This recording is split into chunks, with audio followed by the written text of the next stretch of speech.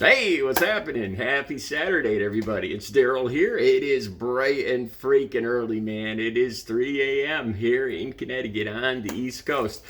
When I say that, I can't believe I'm sitting here. I think this whole building is totally quiet. And all of a sudden I yell out, hey, I do the intro to this video, and I guarantee they can hear me in the floor above, the floor below, the apartments next door. But they know I have a YouTube channel, so I think they're okay with it. All right, anyway, I woke up at 2 a.m. as usual this morning. I started going through the news feed, and it occurred to me that I hadn't done a video on recovery in a long time. Usually I do the past, I don't know, month or two, I've probably done videos where it's mixed in with other stories, other things happening, other stories happening that involve alcohol and illicit substances and stuff like that, which is the ideal situation because people are more interested into it. People are more apt to watch it as opposed to me sitting here talking about my most terrible Christmas or the most terrible day of my life and this and that. I see I get more views, and the message gets to more people that recovery is possible, which is what I'm talking about today. It occurred to me there's an awful lot of stories in today's news about alcohol. And I just went camping at Labor Day weekend here in Connecticut. And it was quite obvious to me there were people, pretty much everybody around me was drinking, and I'm going to talk about that too. Let me start at the very beginning here. I didn't talk about Steve Harwell from Smash Mouth passing away from liver failure. It's a sad story. And I don't know if the reason I didn't talk about it is because right about 2 months ago, one of the girls I used to date in high school, I talk about this relationship a couple times. When I first was a freshman, I started dating a girl that was a junior, and she was like a star on the volleyball team, and I went from a fat, quiet kid living in the suburbs, and then I lost a lot of weight, and I got fit, and I started wearing the in-clothes Nikes and Levi's and stuff like that. And then when I became a freshman, I shot up, and all of a sudden the girls started to notice me, and I became more popular, and I dated this girl. And this is a girl that just passed away about 3 months ago from liver failure. I remember weekends when we were 15 years old, we'd go, get wine coolers and stuff like that on the weekends. And apparently she kept drinking all through through college, through adulthood, and she became, she was an alcoholic, and she passed away from liver failure. And that might be the reason I didn't talk about Steve Harwell. If you watch the video of Steve Harwell, his last concert, October 9th, 2021 at Bethel Woods, I'll have a link down below. It's just, it makes me sad watching this. When we start drinking to get rid of inhibitions, and we think we're having it, we need this to relax and have a great time. And then you look what it turns into. Steve Harwell was on stage, and he was just rambling and yelling incoherently and making salutes. And like I said, the links will be down below. It's sad what it turns into, and then they're actually just dying inside. It's the alcohol is killing them with liver failure. And I've been in rehabs with people that are alcoholics, and the DTs that I saw, I've talked about that before in these videos, and it's one of the scariest things I ever saw. Somebody actually just losing their mind, DTs. And this guy in the hospital was yelling about helicopters landing on the roof. The day before, he was totally normal. I was talking to him. The day after, he was totally normal. But this one day with the DTs, they had to strap him to the bed. It's some scary stuff, and I don't talk about it a lot. Okay, today's video, this is what this is about. Pawn Stars Corey Harrison was just arrested just last night, just hours ago. Friday night in Las Vegas at 1 a.m., which wasn't too long, was just not too long ago at all. The link will be down below. I don't know if that could be right, because it's 3 a.m. here, and it must have been Thursday night at 1 a.m. It must have been early. That's what it was. It wasn't, I get it now. It was Thursday. It was 24 hours ago.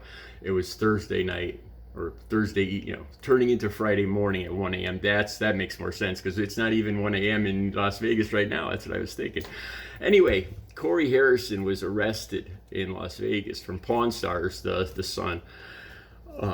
it gives the story down below. I'll give you some of the details, and again, it's kind of sad. He says that he was getting back from Minnesota, and he was checking on some short-term rental properties in Las Vegas at like 1 a.m. in the morning, and he got pulled over by the police. They said he was swerving, and the police he claims the policeman told him the breathalyzer wasn't working, but he failed the field sobriety test. They took him into the police station, and Corey Harrison now he says that the policeman told him that the second breathalyzer at the police station wasn't working either. And I honestly, I don't know who to believe here. The fact that two breathalyzers aren't working, I don't know who's lying here. I don't know if anybody is lying. I don't know if it's possible that a big metropolitan police force, is out of breathalyzers. They're all broken. That doesn't sound realistic. It says he was held for 8 hours, and he had to take a blood test. I'm not familiar with these. I don't know if you have more. Sometimes policemen will give you tips on don't take a breathalyzer, take a blood test. Different helpful hints if you're drinking and driving, which is kind of stupid to me. But this is what he claims. And he claims he only had one drink 7 hours ago on the plane. And come on, man, that's just not realistic. That's something I would have said back when I was drinking. Somebody's obviously being dishonest here. I don't know if it's the police. I don't know if it's Corey Harrison, or it's more than likely it's a little of both. I don't know. But he was arrested for DWI. Next story: Robin Thicke, singer. This guy, singer, songwriter, record producer. He's got that song, Blurred Lines? That it's from a long time ago. I'm an old man, 58, almost 58 years old. I love that tune, man. I think that's him, right? Blurred Lines. And he was seeing blurred lines. And there's a video down below from TMC where he was intoxicated just last night, the night before. These are all relatively new stories. And it's just another really sad video where he's with his girlfriend, April Love Gary. They're at the Floor Room in West Hollywood, California, and he's coming out of a club in the early morning, and he's just lit to the by Jesus. And the sad thing here is what he's putting his girlfriend through. She goes to hail a cab, and he falls into the bushes. This big famous record producer, and he can't even stand up, and he's got a silly grin on his face the whole time. It's just another sad video. And then he starts hanging all over her, and she's saying, "This is effing embarrassing." They're taking pictures of us, and he's just got this silly grin on his face, and he's hanging all over her, and she is at the end. I wouldn't be surprised if she's talking to him even now, because the way he was acting and everything, it seems like she was done with it. And this I started drinking. Let me talk about this now. So those are the stories that just popped up.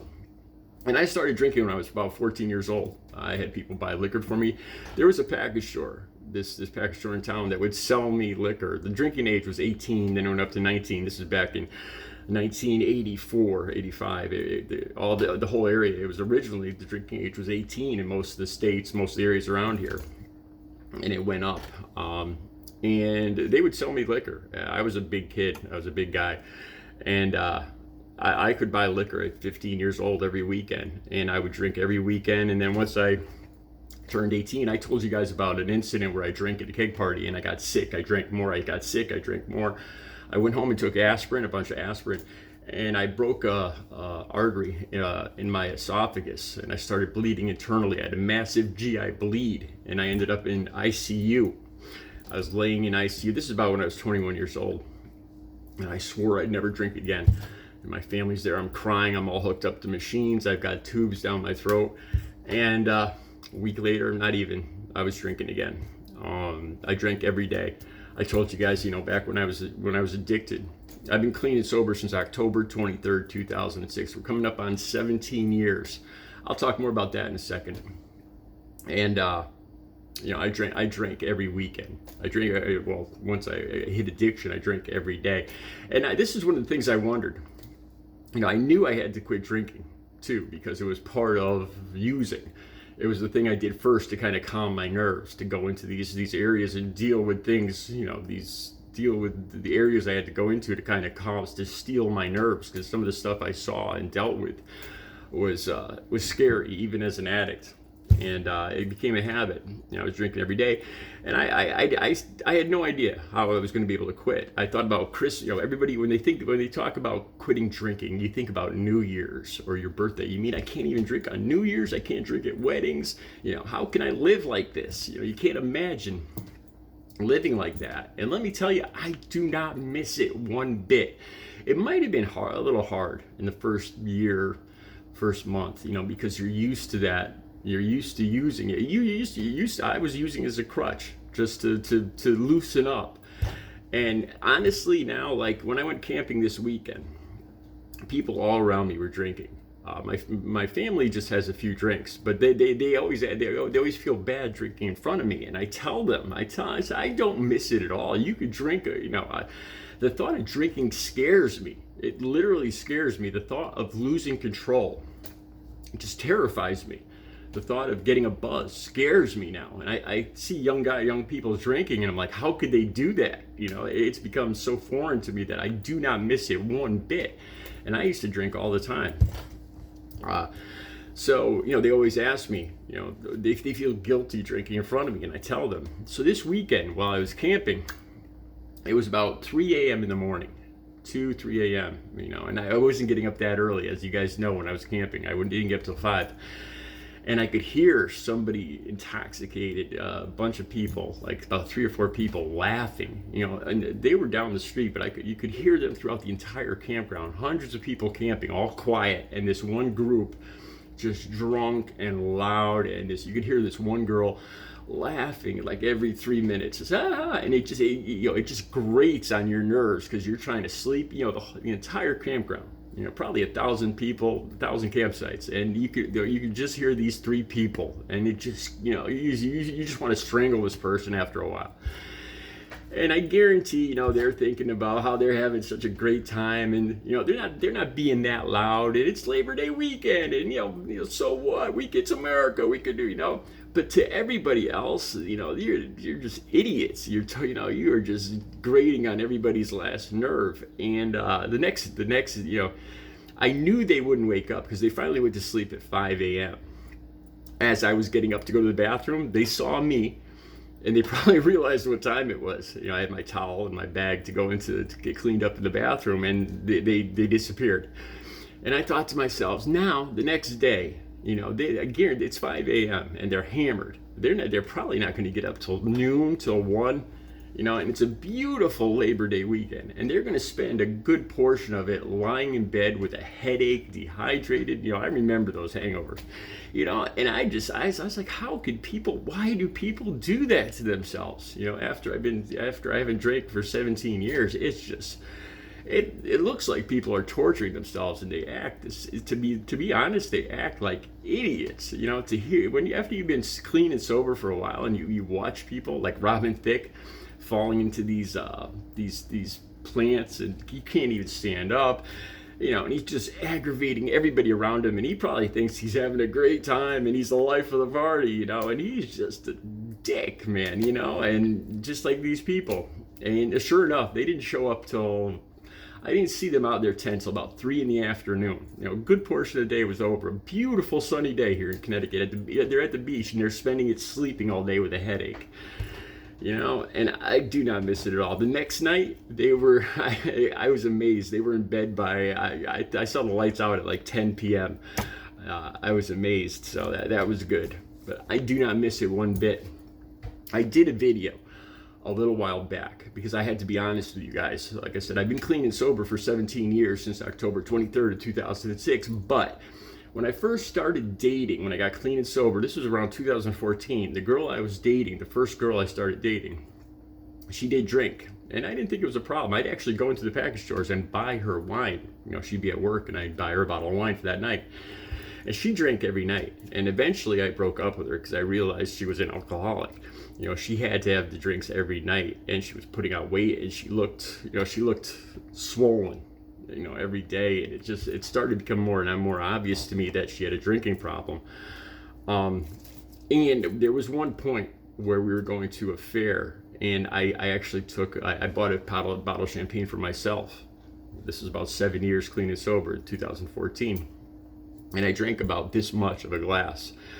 And I just got terrified because I started to get that rush where your face gets red and you feel warm, after you have your first drink. And I just got so scared, like I'm going to lose control, and I'd been so used to being sober, and I loved being sober and in control of myself and my surroundings. Like doing this video right now, I'm in control of myself, my thoughts. And the thought of, it scared me so much. I just threw away the rest of that glass. I threw away the bottle of champagne, and that was it. So the truth of it is, I've been clean and sober for going on 17 years, but I had like half a glass of champagne back in 2014. So I did have a few drops of liquor. I didn't get drunk or anything, but that's the honest truth of the whole matter. I haven't touched any type of drugs, not a puff, not a line, not a pill, nothing. I haven't even been around. I haven't even smelled it around me in going on 17 years. Recovery is possible. It's a good life. Believe me, you don't miss it. You really don't. It is possible. You guys, the links will be down below to those stories. You guys have a great weekend.